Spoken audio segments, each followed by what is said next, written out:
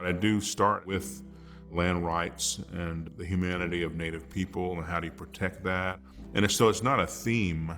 If you don't go out there and live with the community, well then someday you won't have anything to paint about.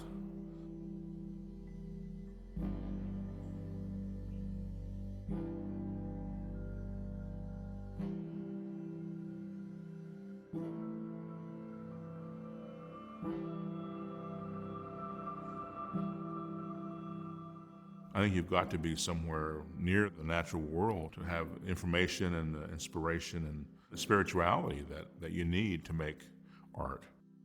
And that's where I get to the words, paintings, shapes that I make. Those all came from the land out by Gary, Oklahoma. So we have a very flat kind of reality from the sun, rise, sunset, and storms coming and whatnot. That flatness is what I come out of traditionally.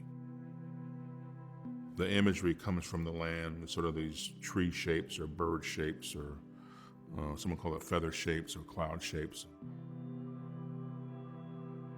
I work with what I had, and my grandmother probably raised me in my life, so she was very strong to give me those visual kind of clues to be more politicized.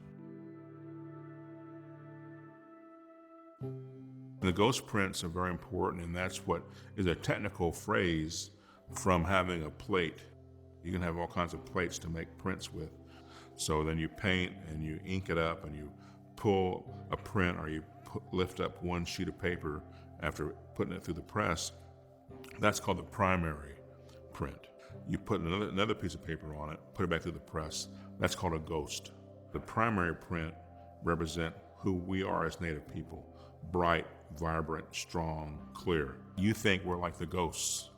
You think we're gone. You think we're absent. You think we're hard to ever see, but we're really like the bright primary prints. Is what we're like. And so, but I put them together as this absence and this presence together. And that's what I do with all my work. I ghost everything I make now. And I use the ghost as a kind of political stance. As an elder artist, you're lucky and you're kind of gifted if you can generate your own visual form and then it follows you or you follow it.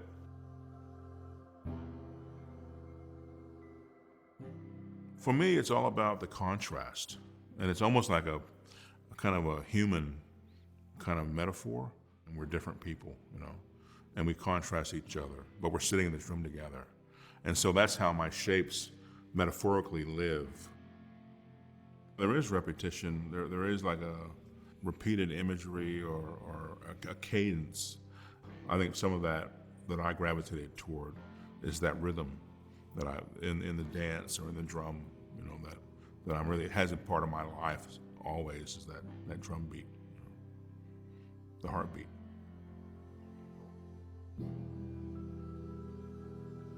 Every day, my mission is to put 4 shapes on each platform. So I sort of keep the cadence of, I guess you'd call it a sacred number, but it's just a method of working that ties back into where you are on the planet, the extreme sun, rise, sunset, the solstice markers. It's about a person's expression. I'm not really like a slave to the market, as I said, or the media, to be used like a tool, to talk about, land rights only. You have to put the work out there to have a full description of yourself and be a human being, be a personality, have sensuality, have, sorrow, happiness. It's the range of emotions and sentiments. And whereas in the past, natives haven't been allowed to do that. And I'm still waiting for that.